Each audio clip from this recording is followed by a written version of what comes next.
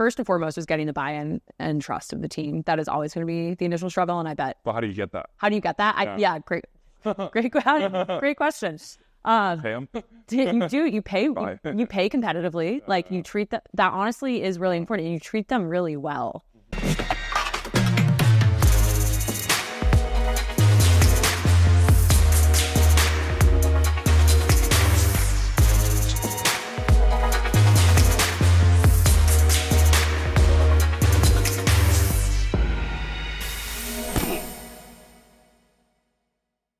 Hey everyone, thanks for tuning in to another episode of the Freight Caviar podcast. Before we begin, I wanted to give a special shout out to our sponsor, TAB LLC.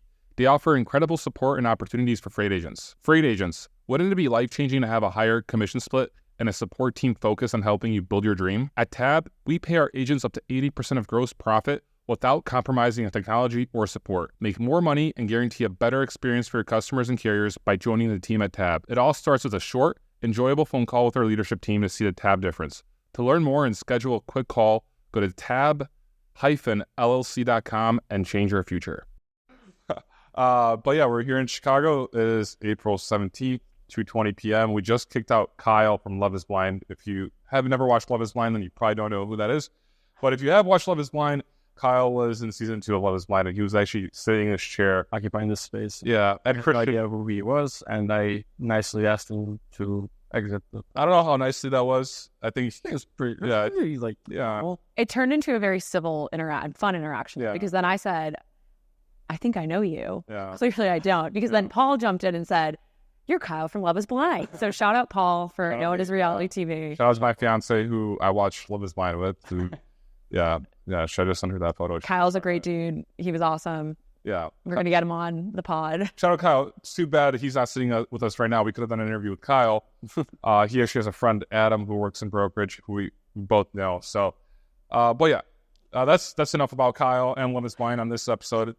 But overall, I'm here with my co-founder, Christian Gevis, co-founder of Pursuer. I'm at Freight Caviar. And today we're sitting down with Kary.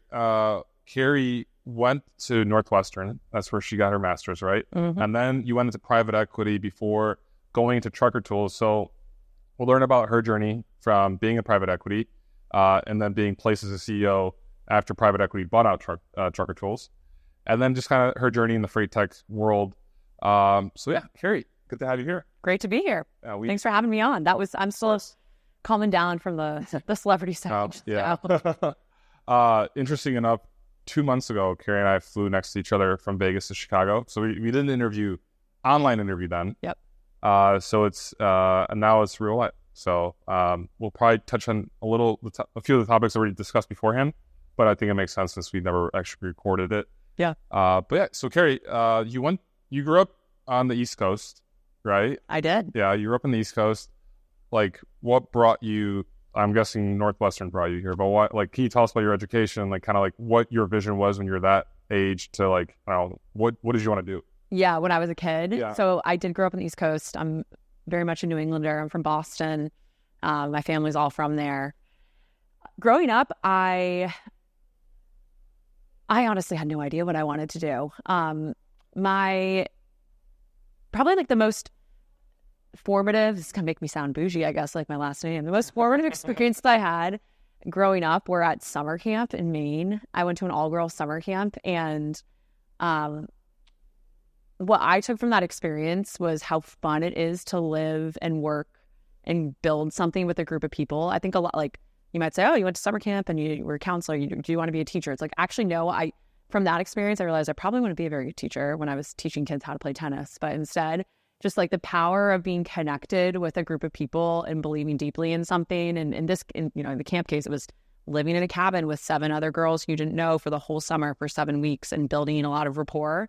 So I knew whatever I wanted to do, I wanted to find more ways I could really have that like sense of team in my life.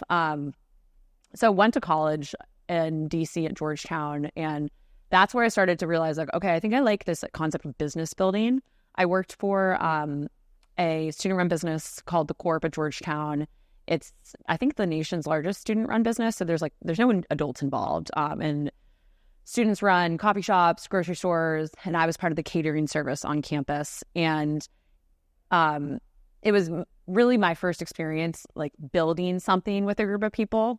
So we literally would get orders from academic departments or conferences that were on campus to bring bagels and fruit platters and urns of coffee, which sounds simple, but when you're a bunch of college kids who are only accountable to each other, things go wrong all the time. Like you forget to order something, or someone sleeps through their 6 a.m. Saturday shift. So it was a great lesson in like camaraderie building and how to kind of hold each other accountable and make things happen, while also, you know, being my college job for the entire time I was there. So doing that, I was a liberal arts major. I studied economics and government. So I knew I wanted to go into business broadly. I just didn't know exactly what kind of business. So because of that, I decided to, right out of school, I was a management consultant, since a lot of people who I looked up to had done that. So it was a great way to kind of explore the entire spectrum of the business world and learn how to analyze things, how to be like a business woman, I suppose. So I worked at Deloitte for a little bit. I knew very quickly that was not going to be the right path for me to go down. I wanted to get into it. What I loved about catering was like, you get to call the shots. We're doing this. We're changing this. We're going to make this happen. And that's not kind of the pace you get to move out at management consulting. So from there started, I guess, more in earnest my career as it stands now. And I'll pause there. Okay, so Deloitte was in between Georgetown and Northwestern? Yeah, so I actually worked at Deloitte, and then I worked at Uber as well before going to Northwestern. Okay, and then Uber, you had that story when you moved to Indonesia for like 2 weeks, right? Yeah, I was supposed to be there for several months, and my very first day moving to Indonesia for Uber, Uber divested from Southeast Asia, so they sold the Indonesian market to Grab, which is a big competitor, ride-sharing competitor in Southeast Asia. So that was pretty chaotic. Yeah, that's kind of crazy. Like, yeah, and like they weren't able to tell you that beforehand because it's like a publicly traded company, right? Or was it back? No, it wasn't publicly traded back then. It was private, but it was sensitive enough. Like they can't talk M&A. Sure. Okay, so you went to Indonesia, and then you came back to the States to work for Uber still? No, I actually moved to Mexico City then. I really wanted to work abroad. That was really important to me. Okay. I was able to study abroad in college. It was my first time leaving the U.S. And I was like, whoa, there's a world out there. This is sick. Yeah. And because I just grew up really as a Northeasterner and that was my world. So going abroad in college was awesome. And I learned so much about myself and just expanded my worldview through that experience. And I knew I wanted to do more of that in my 20s. So, when Indonesia didn't work out, I didn't want to just go back to the U.S. So I was fortunate to find myself a spot in Mexico City instead. And I was there for about a year and a half. For Uber? Mm-hmm. For Uber, okay. Yeah. Year and a half. And then you decided to go to your master's. Yes, exactly. So then Uber went public. I was trying to figure out what was next for me. And I was looking at a bunch of different things. Decided to go to my master's, which is what brought me to Chicago. Okay. When did Uber go public? It was like 2019. I remember when they went public. Mm-hmm. I thought it was a great stock to invest in. It was lackluster. It's up as it's better. The last couple months have been nice, but the day we had, of course, like a whole celebration the day of the IPO, and like mimosas in the office, and the Mexico City office always partied hard. And I just remember everyone was kind of like depressed.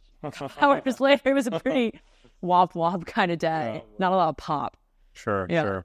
At Evanston, where Northwestern's at, what did you master in?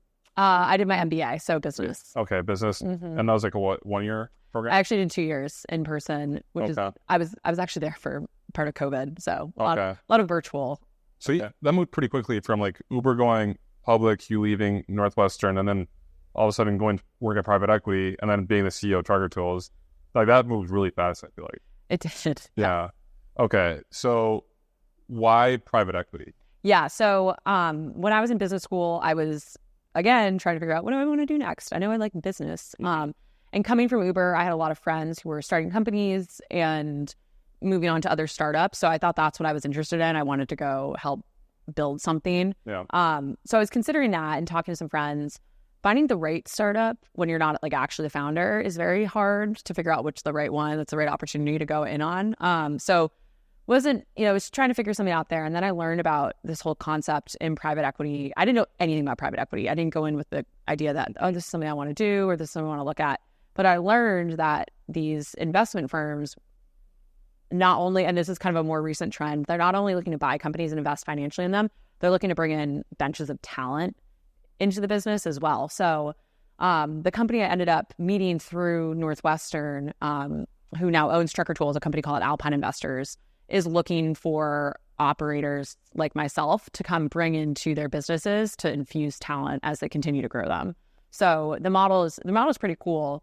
They're looking for founders who want to sell their businesses like at Trucker Tools and transition out of the business, bring in an operator, someone like me, to foster, kind of manage that transition, and then move into the leadership role to make sure there's plenty of transition time. And I just thought that model sounded really neat because I thought it would, again, be an entrepreneurial thing where of course, I'm not a founder. I didn't start anything, but I'd be able to leave my fingerprints all over a business. Coming out of school, I just wanted to take the biggest swing possible and be able to build. And I thought this phase would be really fun. Like Trucker Tools, when I came to it, had an amazing, ravenous customer base, had really, really strong adoption in the industry, had a really strong brand, and we'd been around for a while. And I was excited because that's all the hard stuff that you have to do at the beginning when you're starting a business. So I got to come be part of the scaling, not just the starting. And I think that's probably where my skills lied, especially from a lot of the stuff I was working on at Uber. Hey there, amazing listeners. If you're enjoying what you're hearing on our podcast, we need your support. It will only take a moment, but it would mean the world to us. Please make sure to hit the like button on this video, subscribe to our channel, and don't forget to share with one of your friends that would enjoy our content. Your engagement helps us reach more people and bring more awesome episodes to you. Thanks a million, and thanks for being part of the podcast community. When did Trucker Tools sell? Early 2021. And were you at the private at Alpine then or no? So I was talking to Alpine, but I hadn't actually been kind of officially deployed anywhere, if you will. So right after the sale, I talked to Alpine and they said, hey, we think you'd be a really good fit for this company. Let's start talking about it. It's so fascinating for me, since you just finished your MBA, that I'm curious, why do you think Alpine was you're going to be a great fit for this? Oh, yeah. So great question. And it's definitely an unconventional model. Alpine believes in this concept of hiring for attributes over experiences. So they're looking for a couple of attributes, which I actually think is a really interesting hiring model. And I've really replicated that in the way I've hired in freight. And I can talk more about what I think is a little different. And that is, they were looking for things like high emotional intelligence, the ability to overcome adversity and patterns of that throughout my life, not just necessarily have you put in X years of work in a company in this industry. Of course, they're looking for a baseline. I worked in software beforehand, so I understood the model, and I've been at a tech company, and I understood all that. But I think they're willing to take bets on young leaders who have those attributes and believe in develop. I have a ton of support from them. So really believe in kind of developing them and supporting them, rather than necessarily looking for someone who's got the pedigree and kind of credentials. The right way to look at it. Yeah. It's definitely different. And I'm really fortunate they saw something in me and they took a bet on me. Sure. Having experiences sometimes might be blinding. I can think, at least how I've came across it. It doesn't mean that it's bad, right? But maybe you're a little bit hardened to some certain viewpoints, and it's very difficult to kind of move outside that mold. Yeah. Yeah. How did you feel just going to Trucker Tools one day? You're hey, I'm the CEO. Yeah. What's up? Hey. So I actually started as our COO, which I think was smart. They didn't just plop me in there. Prasad, our founder, was a CEO. This is all planned post-transaction. Was the CEO for the next several months following the sale, and then I came in as our COO to just start to understand what was happening and get to know the business, get to know our team, get to know our customers. So that was definitely helpful because I had a ramp up time and I was able to start to figure out okay, where are we awesome? Where do we need to build? But it definitely, I'm sure people looked at me who are you and why are you here? And I'm sure it was kind of scary. Anytime you go through a transaction or M&A, there's a lot of unknown. But I like to think the first couple of months, I really just focused on asking a bajillion questions and I think being humble and having the humility to do that is really, really important for anyone who's going into a new business. And that was, I still am drawing on those notes I have from the first couple of months. I have like a very long Google Doc that I refer to sometimes. I talked to literally every single person who worked at Trucker Tools and just asked, like, who are you? What do you care about? Talk to me about the business. Talk to me about yourself. Talk to me about what you want, so I could start to think about how do we make this an amazing company. Mm-hmm. Got it. How old were you when you came to see us? 29. That's cool. That's awesome. So like, I kind of want to talk a little bit about like before you entered Trucker Tools, what Trucker Tools is like, and then kind of like take it to where you come in, and then how it's grown since then. Yeah. So like, I think Trucker Tools has been around since like 2009. Great. Yeah. Yeah, 2009. Okay. And Prasad was the CEO and founder. He just went on to do Q'd. Yep. Yeah, he's doing that. But okay, so back then, like there weren't many like Trucker Tools. I guess pun intended. Yeah. Great name. Honestly, like, it is it is a great name. Yeah. So like, do you think Prasad? Like, I'm trying to like look at Prasad's attributes from like, how was he able to take it from nothing to like scaling it, selling it? He probably had a very successful exit, I'm guessing. Yep. Like what was he doing right back then that allowed it to like grow, and kind of like what was the app actually at the beginning of it? What was it just only focused on, and how has it like grown to provide various other like tools? Yeah, great questions. So Prasad is the consummate founder. He is just the most customer obsessed hustler I know. It's really, if you ever get to meet him at a trade show, you can see him kind of doing it in real time. It's cool to watch. So I have a ton of respect for that. So yes, we started back in 2009 as really like the OG mobile app for owner ops. So Prasad's background was from Get Loaded, which was a load board that sold to DAT. So he knew the space and realized there was this huge gap in service for owner operators who had this really difficult life out on the road. And at the time, like smartphones were just coming out. I think I literally had a flip phone in 2009. So that's kind of how far ahead of the curve Prasad and Murali, who's our founding CTO, were, that they saw this opportunity, which I think is really neat that we've, started there. So they built an app. Initially, like literally the first kind of designs for Trucker Tools were around aggregating reviews for truck stops and promoting different truck stops. So if you think back then, your truckers were probably printing out MapQuest back in 2009 to get places. So it was a way to help them figure out where's the nearest truck stop. And that then developed in the early 2010s to this digital assistant, basically, for your smartphone. Truck stop locators, way station finders, truck parking, all of that aggregated into a single app. And what was cool about that, and what I think is still whenever a freight tech company starts today in 2024, what is so hard is they were able to aggregate this incredible network on the app, because there weren't a bajillion apps out there back then. Not every brokerage had an app back then. Not every carrier had an app. This was one of the main ones you needed to be on if you were an owner op or a small fleet. Oh. And that continues to serve us so well today, because we built up this really loyal, engaged user base from the get-go. They have a ton of brand trust in us, so it still pays dividends when we're doing things with our app. And yeah, I give Prasad and Murali a ton of credit for just sticking with that and realized they had, because we were making money off of that. They just built an app to solve a problem. It wasn't like let's flip it on and make money. Oh yeah, it's still free. It's still free. And that has unlocked what we've been able to build today on the brokerage side. Okay, got it. So it was just an app for truckers to like find out like the closest truck stops or reviews for truck stops. Yep. And then like, when did they start making money? Great question. Yeah, not soon enough. Just kidding. So in the, let's call it kind of mid 2010s, the advent of cell phone and GPS tracking came out. Like they were making money for like the first 6 years. You should interview Prasad and Murali. I should interview Prasad. Yeah, we can hook that up. I don't know exactly what the balance sheet disclaimer, the P&L looks like, but the mobile app has always been free. Okay. So I'm sure they were testing a million different revenue concepts at that time. Sure. But they just want to get users on it first. Yeah. And right now I know that Trucker Tools promotes this, that they have like 300,000 owner apps using that. Exactly. Okay. Yeah. So daily active users? Not DAOs, but MAUs. Okay. Got it.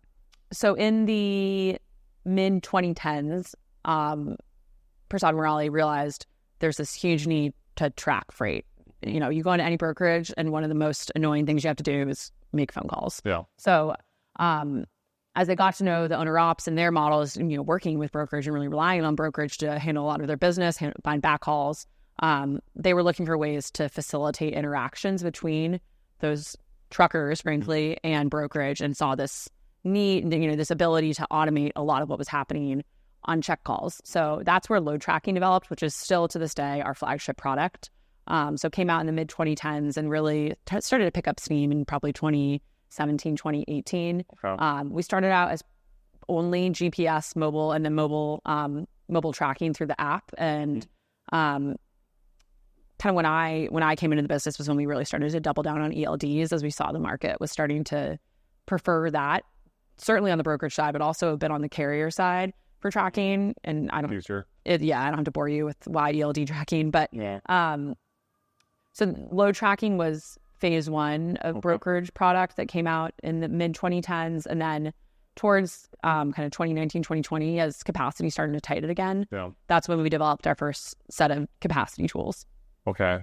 Can you talk about the capacity tools? And I know that you just announced last week at TIA capacity sourcing, carrier sourcing. We got some leads from the ad we placed in Freight Caviar. Oh, there we go. Yeah, nice. it was there we go. great. Shout out Freight Caviar newsletter, sponsor it, and you might get some leads. Yeah, I got, literally people forwarded it to me and said, "Hey, I want to see this." Oh, that's awesome. Yeah, it was awesome. I love that. Yeah, very cool. Yeah. So 2019, 2020, that's when I guess the carrier sourcing matching kind of started growing.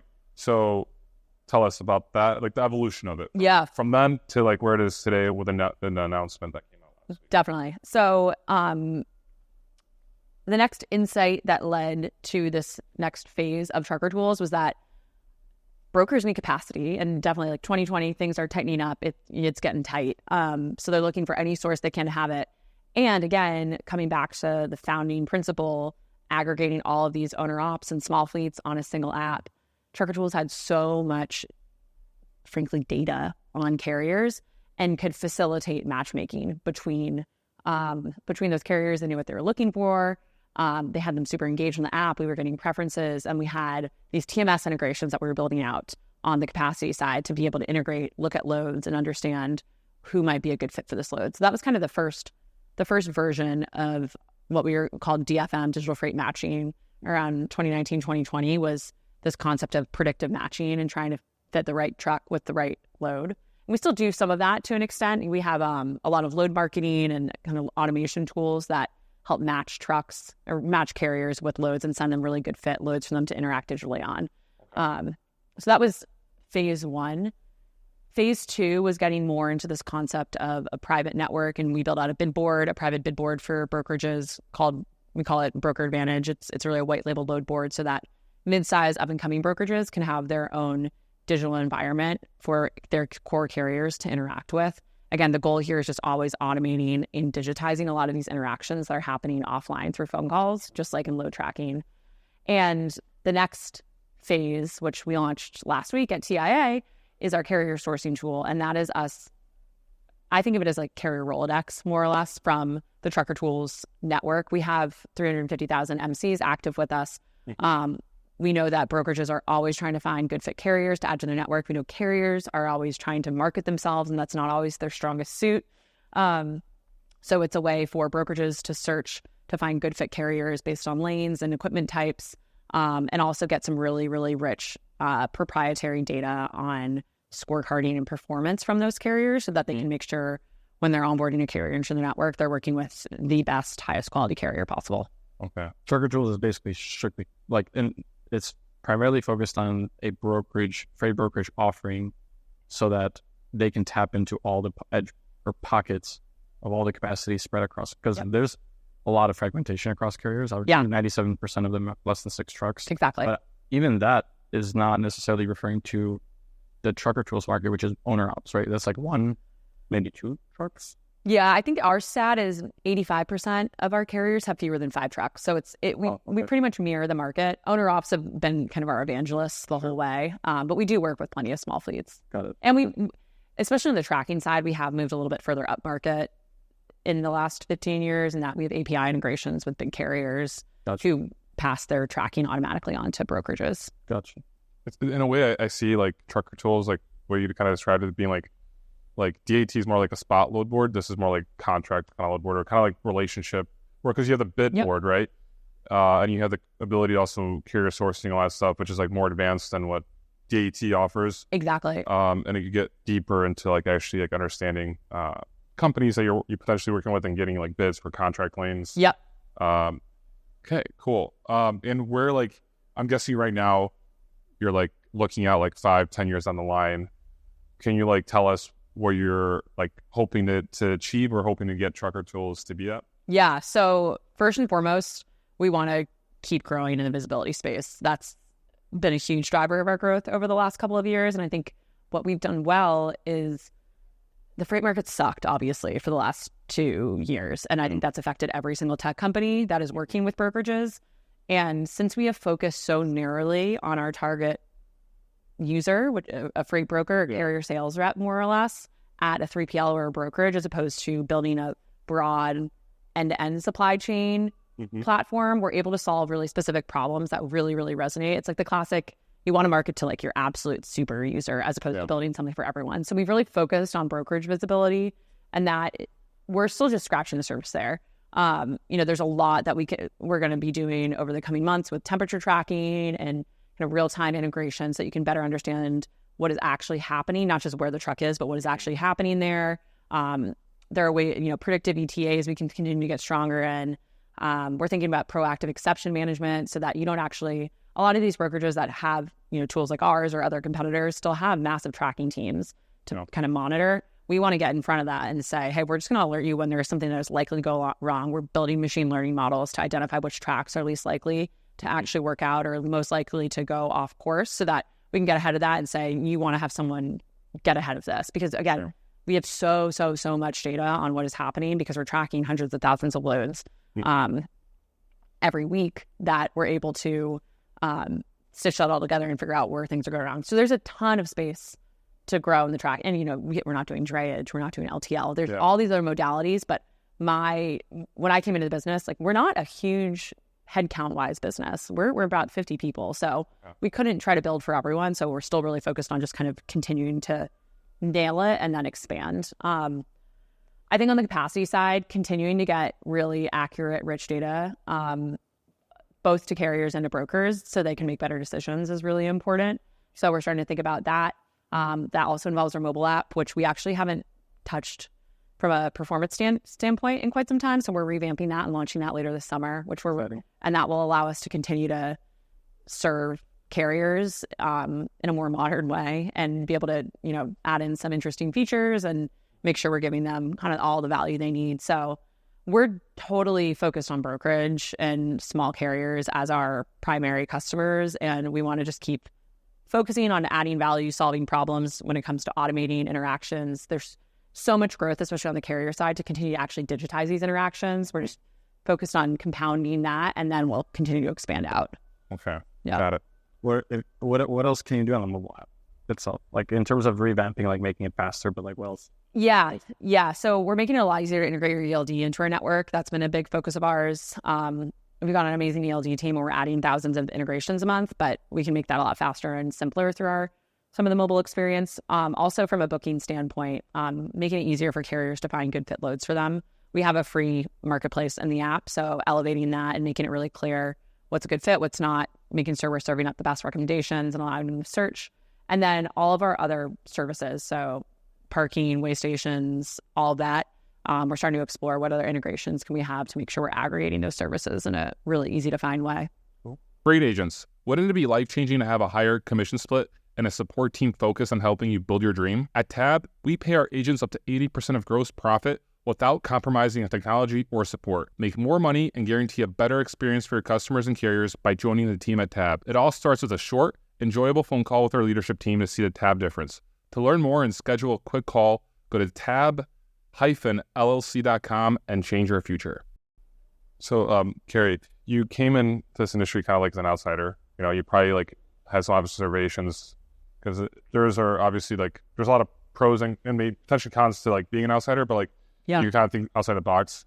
And also like I'm just going to be talking just for a second. Like this tech industry, freight tech industry is like very fragmented in a way. And like Ryan Schreiber, or no, Chet Olson, I think, after TIA said that he sees there's more opportunity for the freight tech market to consolidate compared to like the freight broker industry part of, So kind of curious as to like, what are your thoughts and like how have they changed since you've entered the industry to like now? Yep. Because like there are like a lot of smaller players that are doing maybe a part of like what Trucker Tools does, but like it seems like Trucker Tools is more like, I don't know, kind of like building those parts, right? And like take kind of like, if it makes sense, like you're kind of being like an all-in-one kind of app, right? Yeah. And you're trying to add as much value to the broker as possible. Kind of curious, like how, like for you, like what are you seeing overall in this industry? Like, and do you agree with Chad Olson? Do you think there's room, like, will the freight tech industry consolidate? That's one. And like, what are your thoughts about like, just like, I don't know, like, do we need so much tech out there? Like, do we need like all these companies? Or like, is there just room for like Trucker Tools to do most of it kind of thing? Leave it to Chad to have a good take. And hot take. Pithy hot I asked Ryan yesterday, Schreiber, about that because he was like, we were talking about it. I'll be curious what Schreiber's answer was. Yeah. I think I need to think through, is there going to be consolidation in freight tech? I think so. Yes, absolutely. There's just enough money out there, and a lot of these businesses are going to look for an exit eventually. And I think rolling some of them up will probably make sense. So I think that will probably happen.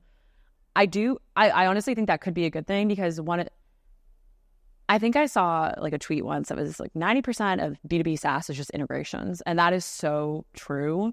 Like our team spends so much time on integrations, which is amazing because we need to be integrated. We think of ourselves, I talked about this on a webinar this morning, as a headless part of the supply chain, and that we integrate into a TMS and we can go anywhere. We can plug and play. We're in Switzerland. We work with anyone, which I think has been a driver of our growth. But building a TMS integration isn't always the fastest thing. We've gotten a lot better at it, and we're in all the big TMSs now. So it's not something that we have to slow down. But when you're building cool new tech, then you have to build all those TMS integrations to actually be valuable. That's going to be the first question a prospect or brokerage asks you is, can I use this in my TMS? And the answer is no. It's like, nah, I don't know if we're going to move forward with this. So do I think some consolidation would actually be good? Because of that, yeah. Because we're just all building these API integrations and they take time. And everybody builds the same one. It's all the same thing. So like, I was thinking whether or not there's a point to having some type of an open source effort within the community. Yeah. That everybody can, it's not exactly advantageous to build an integration with one provider, one service provider over another. It's literally the same thing. But everybody has to do it. Everybody has to spend money to do it themselves, right? So I don't know what that might look like, but it's been something that's been. Have you thought about something like that? Yeah. I think it would maybe be Trucker Tools starts a open source. Maybe it's kind of like what they're trying to do with the scheduling consortium. You know, just standardizing. Isn't that bad though? No, it's Convoy. Like it's Convoy. Once Convoy. Isn't Uber Freight behind it too? Uber Freight, but I had a JB Hunt's behind. But I've never heard about it ever since they had like that big press release about it. Like. It's kind of like because it's only people who hang out around GitHub basically. So that's where that's where the actual document more or less worked on. It's like when Amazon, Berkshire Hathaway, and like United Health or something announced healthcare JV a couple of years ago, and everyone's like, "Oh, this is gonna be amazing," and then nothing actually happened. Yeah, and they were like, "Yeah, we actually can't do this." So I don't know. I'm not up to date on the schedule. It is. Yeah, it is. I don't know. It's going to be very hard for that to take off, but at the end of the day, you definitely do need a standard. So at least, okay, they have some guidelines now, and maybe in the future when people start moving towards it, they can start adopting it. But is Trucker Tools looked into to the scheduling? Adopting it? Yeah. No, we're just not even touching that yet. Okay. Again, like I think one of the things that you could probably that I've tried to steer our team away from is trying to take on too many things. Like I want to absolutely, because again, we can integrate into every single TMS. I want to be the number one tracking provider of brokerage's choice. And like, I want to maniacally build after that and win there before we move elsewhere. Gotcha. Yeah. Okay. That makes sense. Yeah.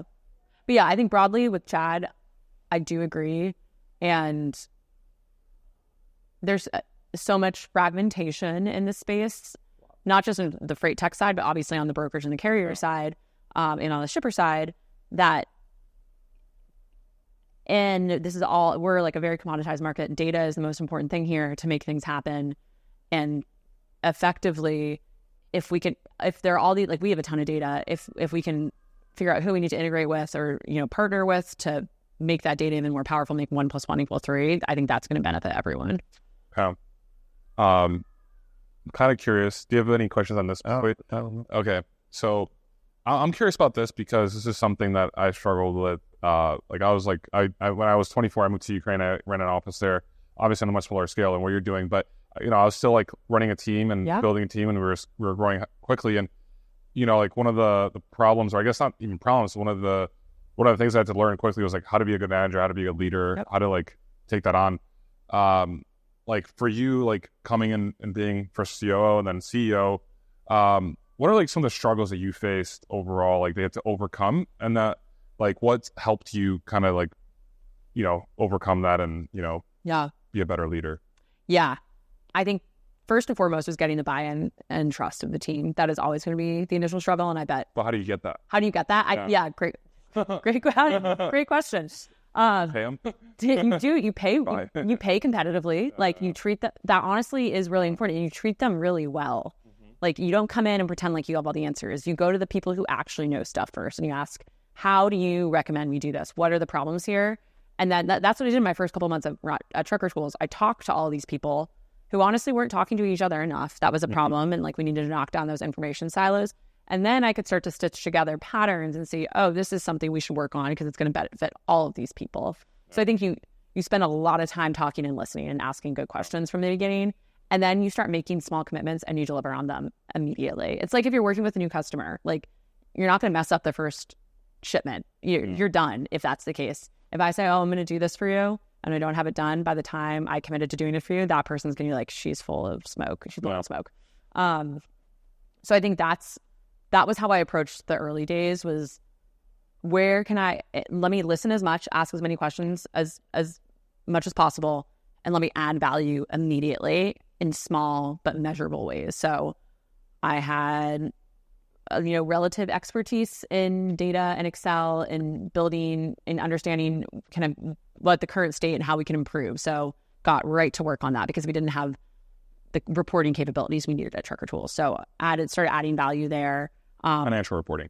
Everything. Financial reporting, customer reporting, product success, all of that. So I was able to start to help the team be able to see, oh, here's what's going on. Here's how, if I do this action, it's going to have this impact on a metric. Started measuring the current state and setting attainable goals for the team too. I think that was big. And that was not something we were doing all the time before from a customer success perspective, for example. And I was just, I was able and willing to hop on calls and coach whenever possible. And I think giving like immediate, constructive, helpful feedback was also really valuable because people would then start to see me as someone who had A, was in their corner and willing to support them and show up for them, but B, was able to help them grow and develop, which everyone wants someone who's going to invest in helping them improve. So I think it's like those little things, listening, asking questions, adding value, starting to be able to see the big picture and coach were the things that I think help you build trust. What was your experience? My experience? Like how did you... So culturally it was a little bit different than like the States. Yeah. So I actually read like a book, like The Psychology of Work. It was like this great psychologist, like work psychologist who's like traveled the whole world and like explained the cultural differences like in the work setting. And it was fascinating just to read that because it does a really well job of like kind of comparing various parts of the world and how they operate, how they think, how they react to certain like, maybe like questions or if you ask them to do something. So that was a big part for me, like just kind of figuring out like the psychology because it was different than like working with someone like in America. Yeah.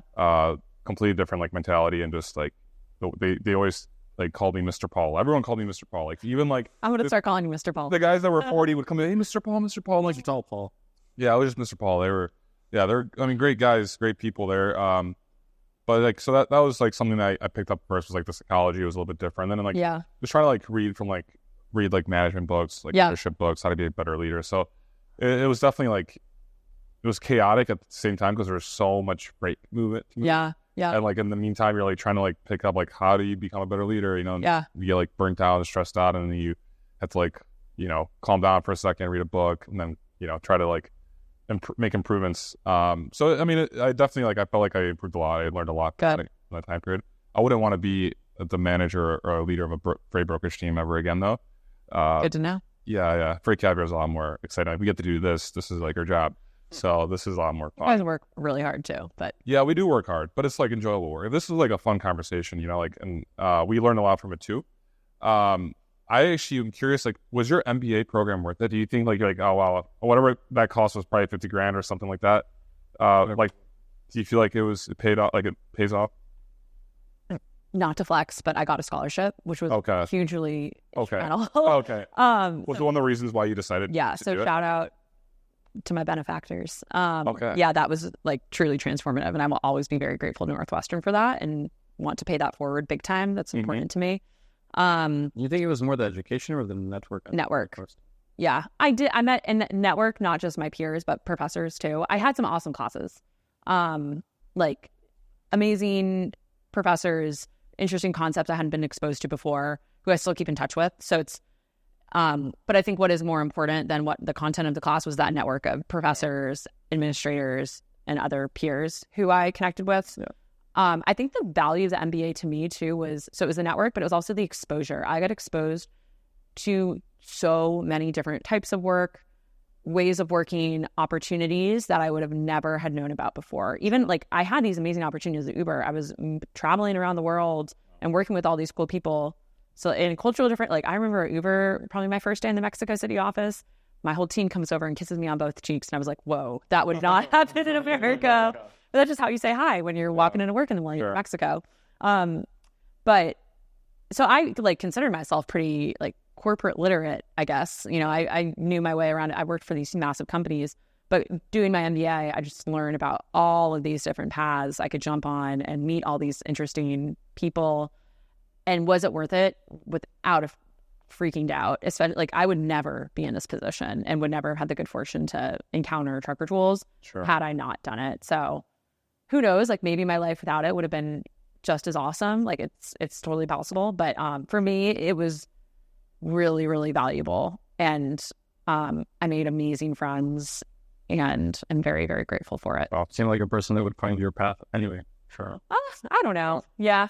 I was definitely feeling a little lost coming out of Uber, trying to figure out what was next. Everyone feels lost sometimes. Like as an Uber, like post being public and just general sentiment, or like amongst yourself, like you're just trying to figure out what's next. Yeah, just trying to figure out what's next. I was like, at this company, I just went on such an amazing ride for several years, being part of this insanely fast-growing company and working with the coolest, smartest people ever, and getting to do all these things. Like, how am I ever going to replicate that? How am I going to find something that's exciting and satisfying to me next? So I think going to school was a good way to kind of take a beat, process a lot of stuff, and think about what I wanted next. Did you have Jay Adonde as a professor in Northwestern? No, he's the guy from SportsCenter. Jay Adonde. Yeah, Adonde. Yeah, there's so many sports writers and journalists who go to Medill at Northwestern.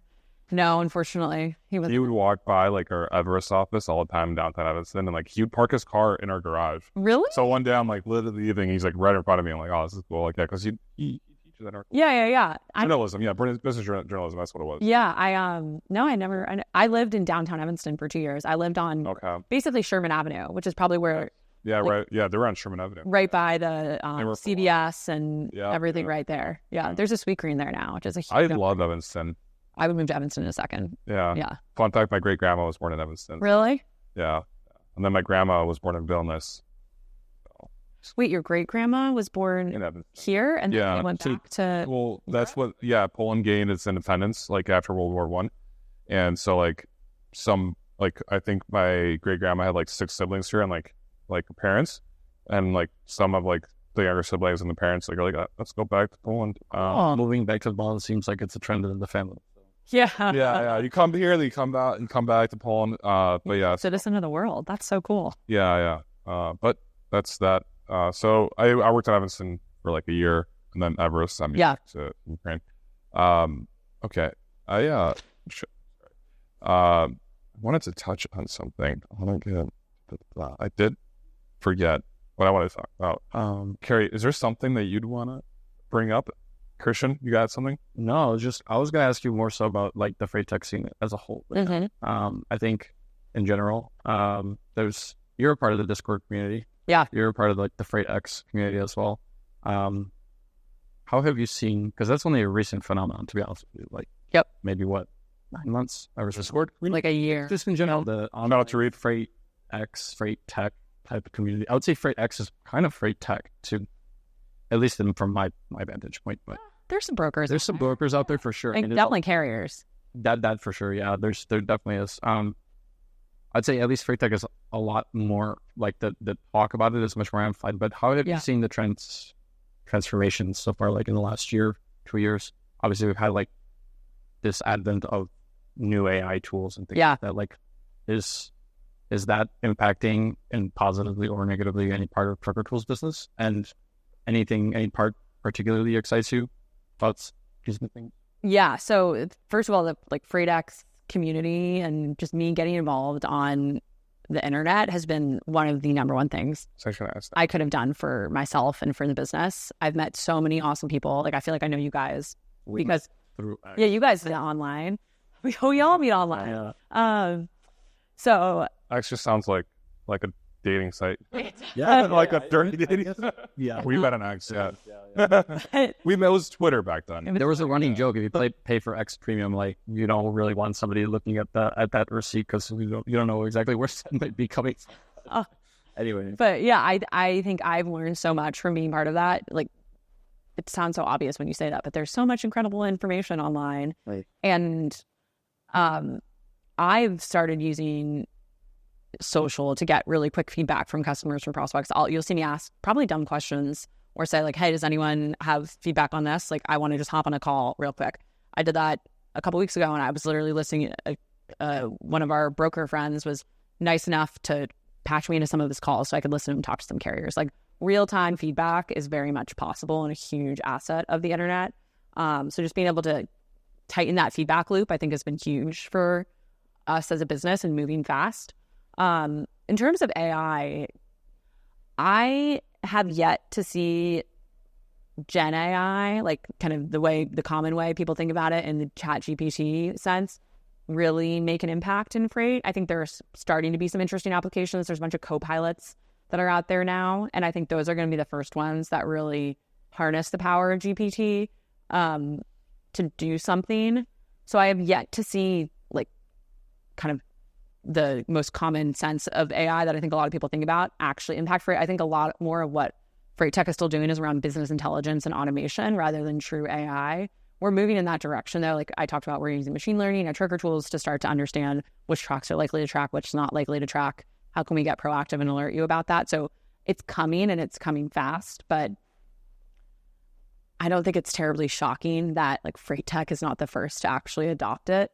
I don't know. It's not shocking, no. But it's not shocking. It's I think in freight, technology tends to adopt very slowly. Yeah. I don't know how that is in any other industry, because honestly I haven't been in any other industry since I left college. So I can't say. But I guess you still were in transportation. Yeah, I'm willing to bet Uber's probably doubled down pretty hard on AI, and I'm sure there are some true real applications. So it's like Uber's like more B2C, right? It is, yeah. And I wasn't on the freight side. I was on the B2C side. I was on Eats and Rides. So I think when I talk to friends at other companies, like big companies, there's a lot of AI being used like in real practical applications in customer support, customer service. I think we're going to see that soon in freight. I think on the data side with machine learning, that's definitely being used a lot more in other marketplaces and other tech companies. That's, again, like starting to make its way into freight right now. I'm sure all of the massive freight tech companies have dozens and dozens of data scientists on staff. Yeah. So I think we're going to see more headway there. And again, coming back to these co-pilots and just efficiency tools, I think is where there's the most potential for AI off the bat in freight. Yeah. And so, that's a good one. Yeah. So you did mention the social media. Yeah. And you've been really big on social media lately. Follow me. I'm wondering, like, right now, like, how do you split your time? How do you manage your time? Like, being a CEO, like, you got to look at the big picture. You're probably working on some day-to-day stuff. Like, what does that look like, your day-to-day? I love that question. And I would love, that could be a really cool Freight Caviar series, is like day in the life, just of different people. Yeah, that would be cool. I'm always curious. Have Derek follow you for a day. Yeah, let's do it. Yeah, great question. So how do I split my time right now? So I'm fortunate, like when I think about my time within Trucker Tools, I came in and I got so involved in the day-to-day of the business. Like I was leading customer calls. I was building decks. I was building dashboard. I was doing all of the things. And I think I'm really glad I spent my time like that, because again, I think it helped build trust with the team, that I wasn't just this like ivory tower, oh, do this. I was actually there adding value, and it helped me learn the business cold inside and out. Over time, as we've continued to build the team, I've been able to bring in amazing leadership within the business who have been able to take a lot of that day-to-day off my plate. So shout out them. That said, I'm still doing a lot, especially on the sales and revenue side. I spend a lot of, I demoed on the capacity tools this morning for a big broker. So I do a lot of sales, customer facing interactions. I'm sure I talk to at least a couple customers a day, emails, phone, Zoom calls. So I'd say that's at least 50% of my time, honestly, is customer facing, being out on the road. Sorry, how do you decide, out of all the customers in the pipeline, which ones you get on the demo? Or is it just by size, size, I guess? Five. So this was size matters, guys. We have a relatively new rep who's ramping. So he asked me to come in and help him out and just kind of watch how I would demo the product, since I've been selling it for so long. So that's why I got involved with this one. But otherwise, we have segmentation around accounts. And generally speaking, I do spend more time with the bigger ones. That said, I talk to our smallest tier customers all the time. I have a very, very open relationship with our sales team, and I want to be really involved in sales and with account management and with customers, so they know that I'm just a tool in the tool belt when we're working to service a customer or close a customer. So I'd say 50% of my time is customer facing. I travel a lot to go to trade shows. That's all customer facing, customer visits, all that. Let's say another 25% is actually managing the team. So thinking through, we just started Q2, our Q2 plans. I needed a plan for every single team and every single department, goals, metrics, how are we tracking against them? I'm really involved in that and measure the business really tightly. So then connecting with my direct reports to make sure that we're on track, helping them solve problems, and, think through issues, challenges. Do we want to do this? Do we want to do that? And then this is just a really rough breakdown, another 25%, 20% on the big picture stuff. Where is this business going? I'm talking to our board all the time. I'm talking to other folks in the industry to think about where do we need to be going? What do we need to be solving? And carving out. I've been better lately that I've gotten less involved in all of the day-to-day as our team continues to scale, to block time in my calendar to actually do some real thinking, which I think has been huge. So important. Working on the business as opposed to in the business. I'm such an in the business person because I love it. It's so fun. It's so satisfying. It makes you feel like you're actually giving things. Where you're thinking, you're am I just wasting my time? Exactly. But in reality, it's actually the most. It's the most important thing you can do. So I've been better about blocking time for that. I try to post every day. So I'll usually schedule a post at night to go out the next morning. Okay. You've been really good at that. Thank you. Yeah. Thank you. It's been going viral. It's been getting more popular than Read on LinkedIn. That's I think you've gone a little too far, but it's been I've got an awesome folks at Trucker Tools on the marketing side who helped me a lot with that. I do write a lot of my own content. I want to don't hire girls. Yeah, I wanted to give my real true thoughts. So that's been really fun, and then I'm on LinkedIn all the time too, just kind of engaging in. It's the easiest way to keep a pulse on what's happening in the market too. Okay, so you're saying it's good to spend a lot of time on LinkedIn, because I feel like I want to spend less time on LinkedIn. I should look at my screen time and see how much time I spend on LinkedIn. I had to delete the app from my phone because it was becoming addicting. Yeah. You should download ClearSpace. ClearSpace just blocks it, and you can access it after you do this breathing exercise, so it makes it less addictive. And you have 3 times a day. Wow. Yeah, ClearSpace. It's a YC company. It's $6 a month. It's the best $6 you could you can do it for all your apps, whichever app you want. Oh, cool. I should definitely check that out. Thank you. But I think can you spend too much time on LinkedIn? Without a doubt. Yeah.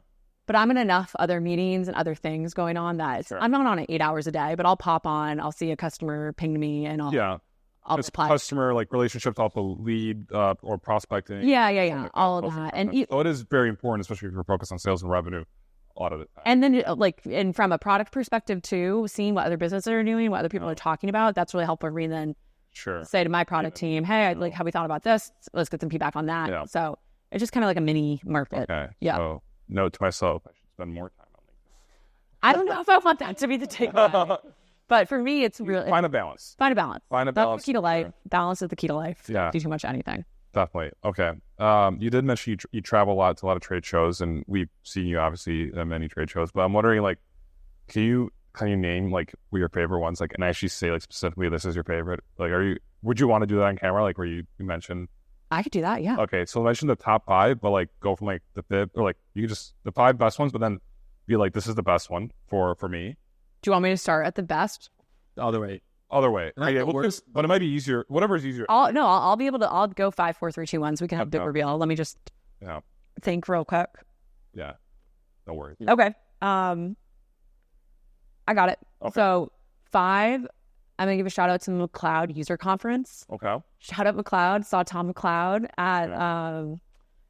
at TIA last week. You guys should get him on here. We should. He's a legend. Tom McLeud is a legend. It was so very quiet. We have to ask him if he'd be down for a podcast, but we gotta ask everyone if they're down for a podcast. Yeah. Was, force them.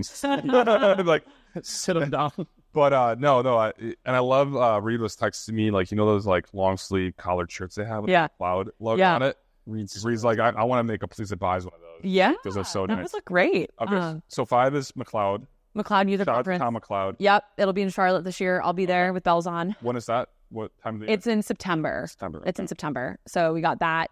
I'd say 4 is Manifest. Okay.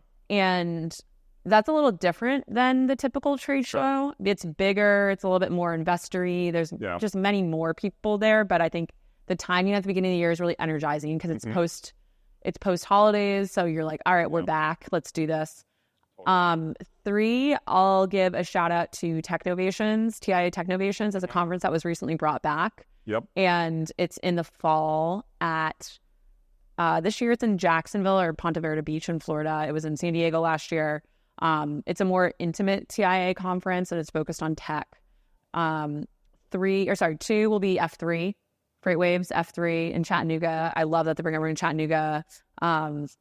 I think they take advantage of the city better than basically any trade show I've been to. Yep. Where it's super walkable. You can get to cool places. You actually get to see the town, and it's a fun show. City. It's a freight city. It's super fun. Freight Alley. Yeah, Freight Alley. And then number 1, I got. It's not just because we were just there. TIA Capital Ideas. No. If you want to work with a freight broker, you have to be there. That 100%. Is without a doubt the best conference out there.